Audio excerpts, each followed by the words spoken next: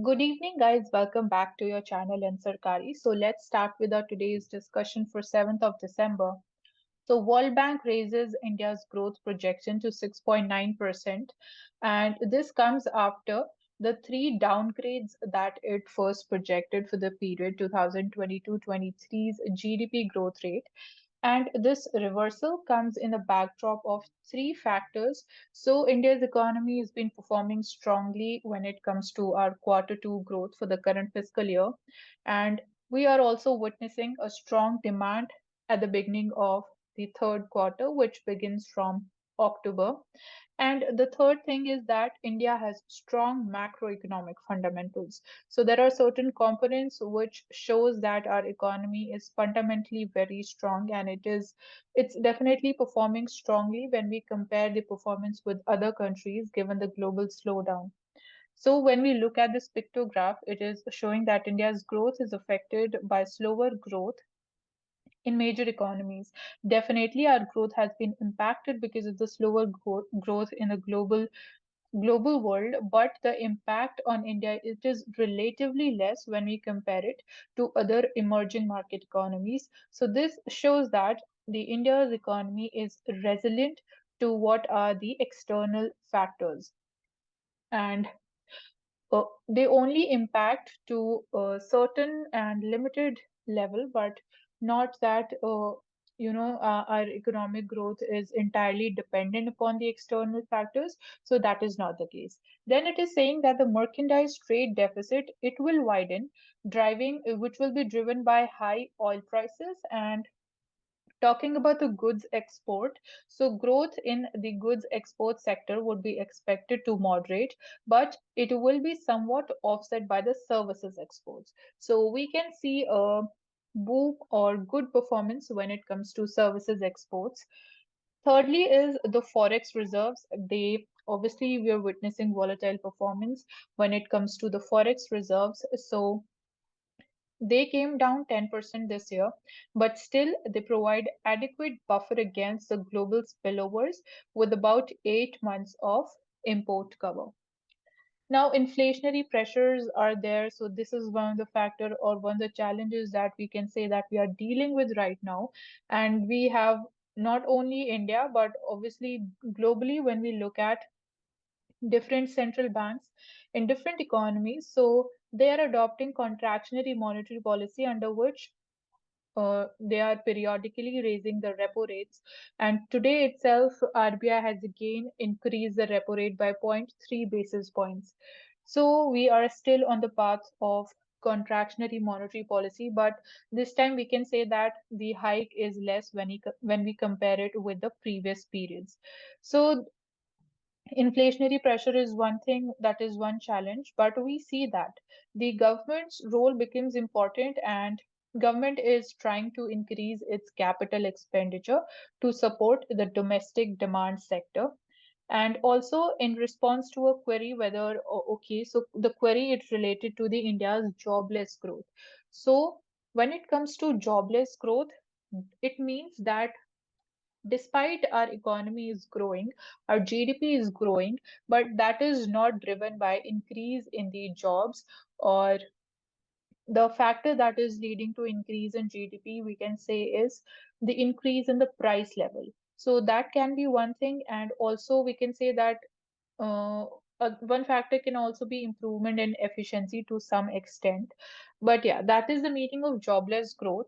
And it can be said that though jobs they are being created in India, but they are being created in the informal sector. So we need to think more about which policy should be adopted, or how we should ensure that these informal jobs they come under the formal sector, and also how to make job creation more visible in the economy. When currently we are seeing that the job losses they are increasing, specifically when we talk about the private sector. Also, we need to focus more upon the renewable energy and the green energy sector when it comes to creation of jobs. So these two sectors have growth potential, job growth potential, and yeah, we can see more jobs in these two sectors. And the report it also said that we know that our economy, our capital market, our stock market, it works and it basically functions, it performs on the basis of how the USA's economy is performing. Basically, we definitely our economy gets impacted because of the changes which are happening in the USA's economy. So we see that according to this report, we come to see that when there is 1 percentage point decline in the growth in United States, we see zero point 0.4 percentage point decline in India's growth. So that is how the relationship stands as of now when we just talk about the growth level. And obviously, we have been witnessing that because of the rate hikes in US, our rupee is depreciating, and also the FPIs, or we can say the foreign investors, they have been withdrawing out of our capital market, which is obviously negatively impacting it. So that is the impact of the foreign economies on India, specifically talking about the USA. So, our national security advisor said that we need to ensure curbing terror financing in Afghanistan. So, obviously, there is use of trade and connectivity routes also via Iran, which will be playing key role in regional security. Then, basically, he was addressing the first India Central Asia meeting of the NSAs and the secretaries of the Security Councils in Delhi itself. And you should be knowing about the member countries. So, all the Central Asian economies, specifically Kazakhstan, Kyrgyzstan, Tajikistan, Turkmenistan, and Uzbekistan, were the participating countries. And we also address the Central Asian region as our extended neighborhood. So that is there. And talking about what are the concerns when we talk about Afghanistan. So we are witnessing deteriorating humanitarian situation there, and also we need to ensure that the terrorist groups, they do not find safe haven in Afghanistan. So that is the thing when we are talking about terrorism and terror financing. Let's move ahead.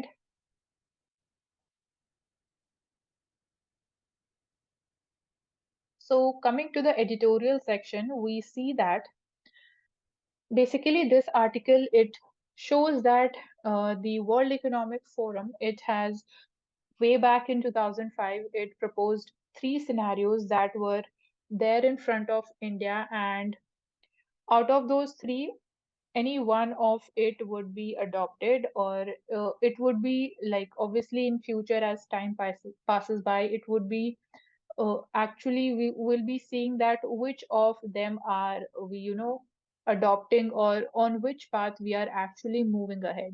So the three scenarios that were proposed by this World Economic Forum report was that it was titled as India and the World Scenarios to 2025. So up till 2025 is a period, and it was published in 2005. So in 2005, before the global financial crisis, the Indian economy was the world's fastest growing free market democracy. And India was shining when it comes to its economic performance. We were on the path of strengthening our democracy. But the first scenario we'll be looking at, so the first scenario, it is named as Bolly World. So it is pointing more towards the growth driven by more consumerism and materialism. That's why the name Bolly World. So it looked at deeper within India's current reality at that point of time. And the opening of India's economy, definitely it created more opportunities for the private enterprises, and the rapid increase in wealth of top 1% of the population. The millionaires, they were increasing, they were multiplying, and people were importing, people were using, they were buying imported cars. They obviously they were spending so much on, as I said you, that it is basically focusing upon consumerism and materialism. So that was the one scenario that was presented, and it was said that we could be moving ahead on this path. Then the second scenario that was proposed was titled as Atakta Bharat. So It showed how increasing inequality and insecurity could compel the government to impose controls on politics for security and also compel it to play a larger role in the economy without adequate resources. So, this is focusing more upon the role of government, more interference of government, and the control that it would be having given the increasing inequality. So, in both these scenarios, Bollywood and the Atakta Bharat, the theory of change is top down. So it is proposing that the change would be happening at the top layer and it would then trickle down at the grassroots level. So these are the two scenarios. And the third scenario that is most apt and most sustainable, it is talking about the changes that people need are produced by them. So, people participation is more emphasized, and the local leaders of women self help groups they need to make changes themselves. So, basically, changes happening at the ground level, at the Panchayati Raj level, was the basic focus of this scenario. And obviously participation of the cooperative, the NGOs, self-help groups, farming and dairying sector, and profitable business enterprises based on local production and consumption. So talking about self-sufficiency again, in a certain way, make in India also, improving our domestic efficiency also. So economic growth would be more inclusive, more environment friendly, and faster too if we will be moving ahead in given this third scenario. And this was titled Pehle India. So titles are also given. So yeah, these are the things. And with time now, we'll be talking about what actually happened. So after 2006, the first thing which was really huge or it was like very intense was the global financial crisis which happened. So that definitely have it had a negative impact on the growth path that we were moving ahead on. Then obviously certain steps were taken to ensure to reduce the impact, to mitigate those impacts. After that we see that tensions increasing in the Bollywood model of top down approach. We saw the inequality increase, the insecurity around the world was increasing, it was rising along with the free market globalization.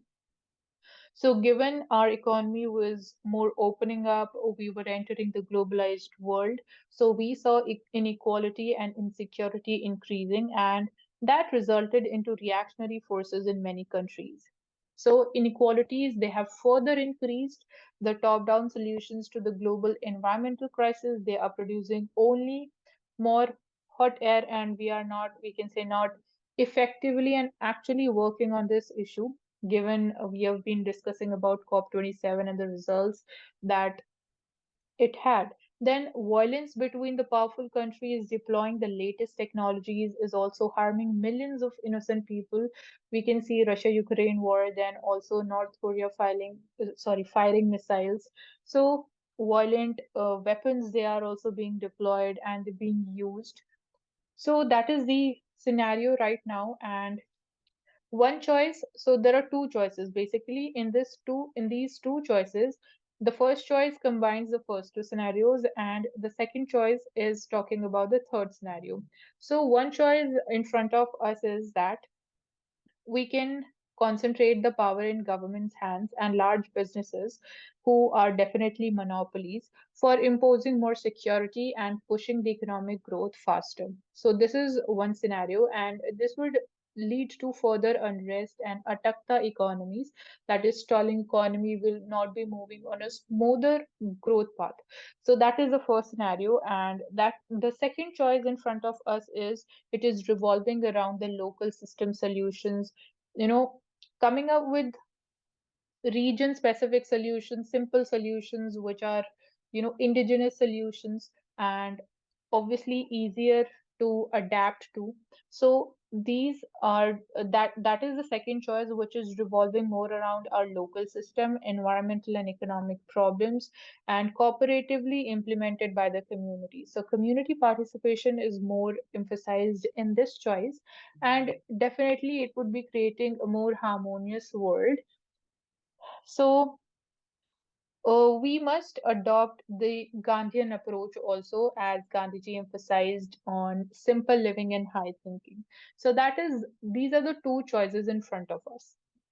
So a good and a different article. So I thought to discuss it.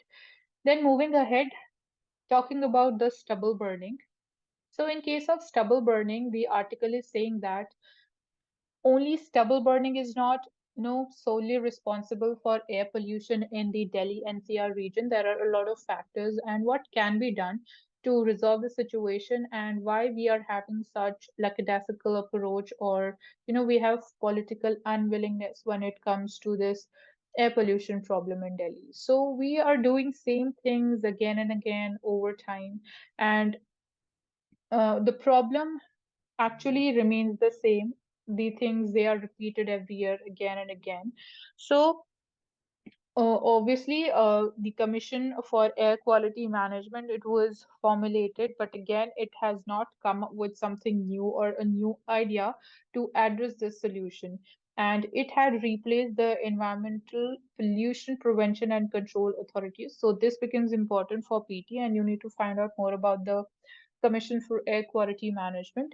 Then talking about the factors. So as I said you that the article is saying only stubble burning is not the only factor which is leading to air pollution. So it is not the main culprit, we can say. And reality is that Delhi's air is bad. Even when stubble burning is not being burned, even the stubble is not being burned, we are having technologies like Happy Cedar. So we'll be talking about the impact of Happy Cedar and the new technologies that we are bringing. But we've been witnessing that the level of stubble burning has come down, but there has not been, you can say, such an improvement when we talk about air pollution situation in Delhi. So despite that, now, like, you're going to shift burden to which factor? Because earlier what was happening was that the blame was being shifted to the neighboring states. So now, given this thing, we are seeing that other factors include burning of biomass in and around the Delhi, and also if these things they are audited properly, then the situation is definitely going to improve, obviously at a slower rate, but things would be moving ahead. And there is, as of now, there is no such facility or such thing happening on the ground level. And also, the Public Works Department, it needs to willingly take the responsibility to address the situation. And what is required is a fundamental shift in the agricultural pattern. So this is talking about what we can do to address this in a longer term period, because since the problem is long term in nature, so we cannot have short term solutions the which is right now what we are sticking to. So as I said that we need to ensure a fundamental shift in the agricultural pattern. We need to ensure a reduction on of our dependence on the water intensive crops, specifically talking about the states of Haryana, Punjab, Rajasthan, UP, Himachal Pradesh. So we need to reduce our dependence upon the water intensive crops. We need to encourage more cultivation of millets, we can say, since we are also promoting millets on such a large scale. And also, we need a bold political call on this issue.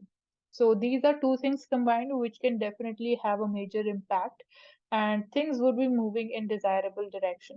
As I just said that we introduced the Happy Seeder technology to tackle with the problem of stubble burning, but we have not seen such welcome experience when it comes to the farmers. So that is the thing when it is we're talking about the Happy Seeder technology. And also we need see, farmers, they are not so economically well off that they can buy such machines just to ensure that they're not burning the stubble. The easier way out for them is to burn the stubble and shift to cultivation of the next crop. So that is one of the challenges when it comes to this technology also. So the another factor which is responsible for air pollution is Delhi's own dust pollution and the industrial activities. And how are we handling the construction and the demolition waste is also one thing. We're not paying any heed to such issues, how things are happening, whether they are being regulated, whether they are being implemented or not. So who is looking behind all these things? No one actually. So vehicles is another source of pollution in Delhi, given the traffic, so much of traffic we witness every day in Delhi. So vehicle is, I would say, it is the second most biggest factor responsible for air pollution. So we need to introspect why, despite an expanding fleet of the public transport, citizens who primarily use two-wheelers, they have not moved on to using the public transportation system. So this is one observation according to a study, that people are still using their own private two-wheelers and not shifting to the use of public transportation despite the expansion in the public transportation facilities. So one challenges, or the challenges when we talk about the public transportation system, is that they do not ensure the last mile connectivity. Then the problem of crowding in the buses and metros is another challenge. Also, how are we maintaining such public transportation facilities is also a cause of concern. So that's why, might be because of these reasons, people are not shifting to public transportation. So a solution that is, compartmentalized is not going to be, we can say, effective to this problem. So as I said, that adopting short-term problems is no solution. Adopting short-term solutions to this problem, to this long-term problem, is not going to be a solution. So we need to address this core issue, and for that we need our governance system with us. We need to ensure a smooth functioning. We need a, we can say, a comprehensive and a single-handed approach to deal with this issue. So there needs to be a single entity to take the entire responsibility of air quality management, and right now there is no such authority or any institution, any regulatory body to do this. So currently the approach, it is working in silos, it is working in different compartments, and also we need a coordinated approach or coordinated functioning of different institutions for the time being, even till the time we come up with a single authority. So that is about air pollution. And talking about the India's growing performance in chess, we see that youngsters are playing an important role. So India has become the new chess power in the year 2022. Then TRAI, that is the Telecom Regulatory Authority of India, it has proposed a new feature that is called the calling name presentation feature, and it would provide an individual with the information about the calling party. So whosoever would be calling you, you'll be seeing the name and the details about that person. So in a way, I can say that it would be working on the same lines as Truecaller works right now.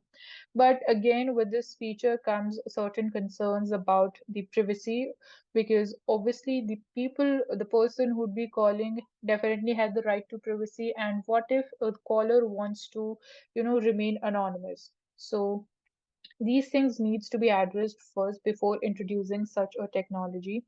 And we need to ensure that we are focusing more upon that, we are investing more in digital literacy, skilling the citizens to navigate, basically increasing their technological know-how and use the technology better, ensuring they do not share their data indiscriminately, and they're informed about the dangers such as the financial frauds and spoofing which are happening right now.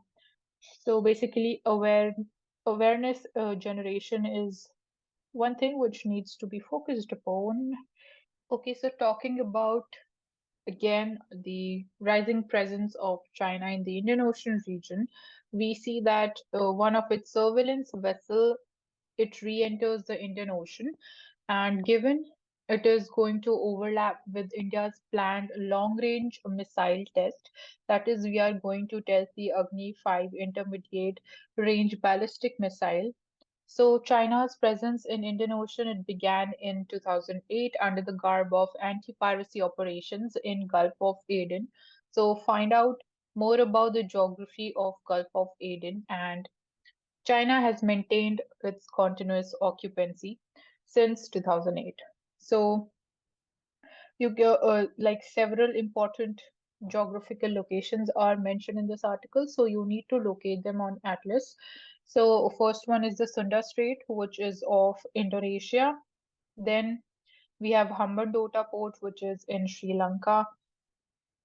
Also, the research activities they are allowed on the international waters as per the international regulation. So this is one, you can say, one norm or one law, provision of a law as per the international regulation. So research activities they are allowed in the international waters by any country. We see that again China, since China's presence is rising, so it has also built a military base in Djibouti, and it has developed several dual use ports in the Indian Ocean region in countries like Sri Lanka. So in Sri Lanka, Hambantota port, then we have Myanmar, we have Sitwe port in Myanmar, and Pakistan we have Gwadar port. So China is gradually increasing its presence in the region, and this is obviously can be one of the threats to our regional and maritime security. So moving ahead, RBI says that demonetization was an integral part of nation building. So this comes in the backdrop of a case that was being heard in the Supreme Court which challenged the demonetization exercise. So RBI says that it was conducted in complete consensus unanimity with the government and it was an integral part of nation building. Then our union law minister is saying that the pendency of the court cases it has increased to 5 crores. So talking about the reforms which are required in the judiciary sector, so we need to focus more upon building infrastructure in the lower courts. That is one of the real challenges, and we need to ensure that we are coming up with modern infrastructure at the grassroots level. Also, the union and the state governments they need to work together in cooperation in a coordinated manner. Also, our Chief Justice of India said that the judicial system and the courtrooms they must be democratic, inclusive, and equally accessible, and their design must accommodate people from diverse backgrounds, ensuring meaningful participation.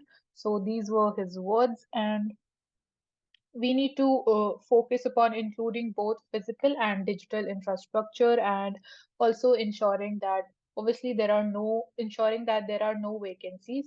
And also sometime back Supreme Court said, Chief Justice of India said that increasing the strength is not a solution to solve this problem of pendency of cases, because right now we are not able to completely fill the vacancy, the present strength. So first we need to deal with that, and the problem lies with the government system. So that is what our CGI had to say on this thing. Then talking about the adoption norms, so the rules of adoption of the Juvenile Justice Act, they were notified, so new rules were formulated and they came into force from 23rd of September this year. So, what are those rules? So, these can come up in prelims, and a wider question can come on the adoption of children. So, the new rules they empower the district magistrate to issue the adoption orders. Earlier, this power rested with the judiciary. So, now it goes into the hands of district magistrates. Then, Ministry of Women and Child Development, that is a ministry which has issued these norms and new rules. Then the pre and the post adoptive counseling for the prospective adoptive parents by counselors trained with the help of the National Institute of Mental Health and Neurosciences. That is one of the new component that has been added recently, and a complete health checkup is being done through the chief medical officer of the child's district before processing the adoption. And changes have also been made to the Child Adoption Resource Information and Guidance System online platform for adoption, which is called Carings. And also new rules, the prospective adoptive parents they can now opt for their home state or region also. And this is definitely going to ensure that the child and the family they adjust well with each other when they'll be belonging from the same cultural background and from the same state. So this is one of the new additions, and if the child adjusts well with the foster family, it can adopt the child after 2 years of fostering. So these are the new rules which have been implemented recently, and you should be knowing about them. Moving ahead, the new labor codes they give a free hand to the employers. This is the view of the trade unions. So the labor unions. So international workers groups they have criticized our new labor codes, the four labor codes that we have come up with. and the India's new labor codes, they violate the tripartite agreements, that is amongst workers, employers, and the government, and give a free hand to the employers. So basically, they believe that these new labor codes will be going to increase the concentration of power in the hands of the employers. Then the trade unions in India, they've been obviously they've been opposing the new codes, the new policies which are leading to more concentration of power, and the power of inspection has been left with the employers through the new code. So again, pointing towards the same thing. And there's the one fact that is 90% of India's workforce, it belongs to the unorganized sector, and there were persistent challenges of low paid jobs, the unskilled jobs, and obviously the poor working conditions. However, few of these are being addressed through these new labor codes. So talking about the YK Alak sir, he has passed away due to an illness. Very sad news, an experienced person. So he had diverse contributions when it comes to India's growth and development. So YK Alak committee was also appointed when it comes to calculating the poverty line, and he's remembered for being a democratic and for his inclusive approach to development. Then he has also served as chairman of the Agricultural Crisis Commission during 1982 period, and he reorganized Indian planning on an agroclimatic basis. So these are some of his contributions. Moving ahead, China, it reiterates its stand on no first use nuclear policy. So even China, it follows no first use nuclear policy at any time and under any circumstances. And you should be also knowing about India's nuclear policy also in this context. So let's take up the Financial Express now.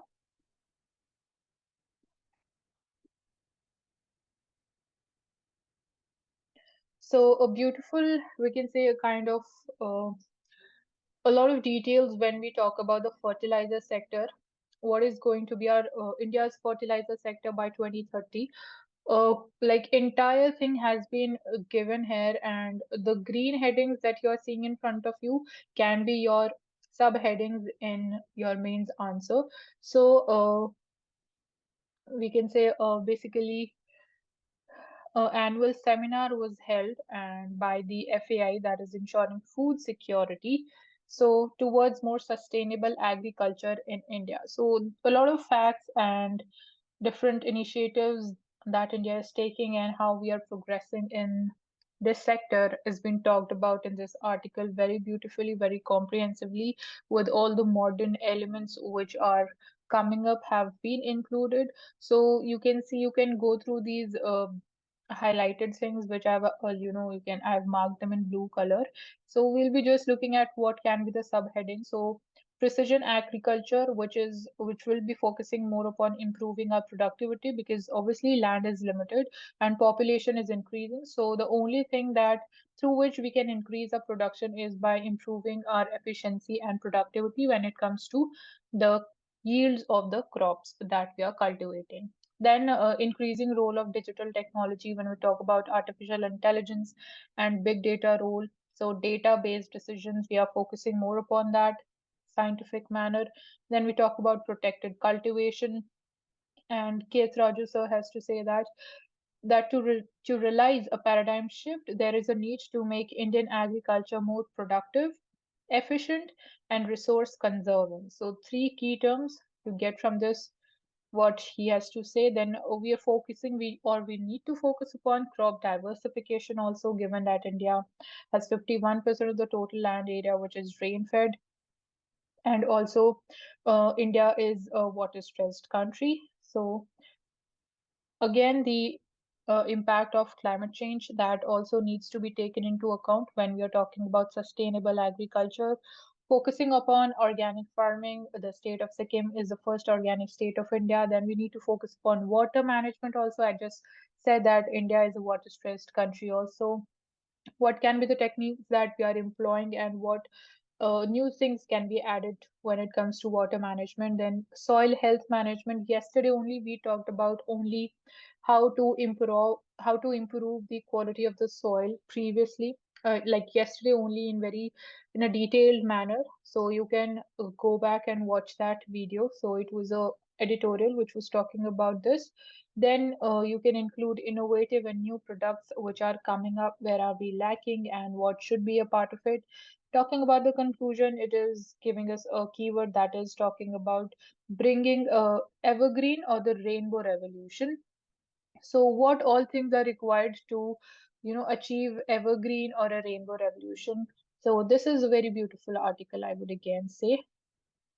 And so this article is now talking about that the demand for the gig workforce, it has been increasing given the layoffs which are increasing. So more and more people, they are witnessing or they are facing with the job losses, specifically in the private sector.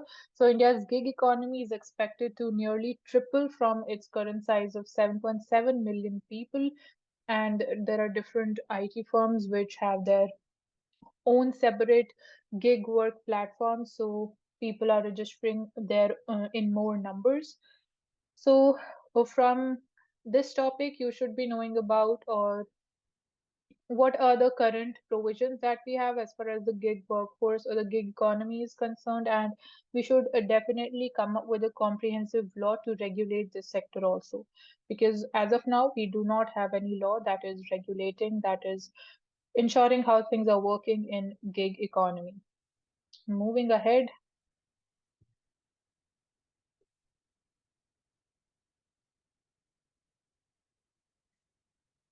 there's one more thing which is left. Oh, I just missed it.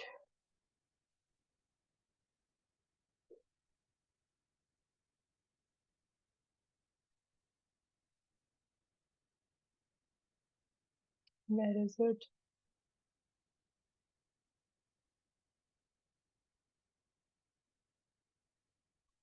Okay, so yeah, it is basically talking about the recent ransomware attack, which was basically aimed at AIMS. So, what is a ransomware? So, it is a kind of malware that criminal entities use to seize the sensitive data against a ransom demand.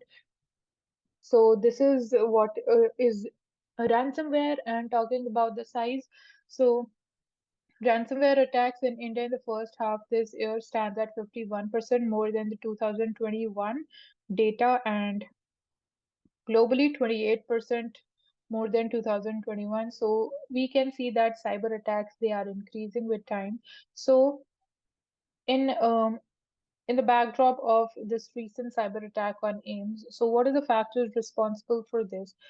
First one is that the system at AIMS, they are quite old, and they're as old as 30 to 40 years. So they need an update. We need to change those systems. And obviously, they become vulnerable to such attacks when the systems they are too old, and modern technology becomes an easy tool to target such old technologies. So also we see that the firewall policies, they were also not updated, and underinvestment in security is also evident from the recent attack. And talking about what kind of incidents can be now prevented in future, so that should be our main focus, so as to prevent more instances of such cyber attacks from happening in future. So we must understand the importance of cyber safety, and beginning with an awareness of cyber and digital hygiene. Cyber and digital hygiene, we need to focus upon this and invest in systems that are recent so that support is available. Basically, employing and deploying more modern systems, and we should have a good antivirus program. Then training can also be provided to employees so that they can distinguish between the phishing emails from the genuine official ones. So more awareness when it comes to their knowledge about the technology. And also we need to carry out regular assessments of the security situation periodically. Then coming to the policy front, we must have regulations ensuring securing the sensitive health data like it is in other sectors. And right now we have one size fit all approach, so that needs to be changed, and we need to widely agree that all of us agree that we should come up with a comprehensive legislation for data protection. That should be the way forward. So that is it for today. Thank you for joining Ansarkari and do not forget to subscribe to our channel.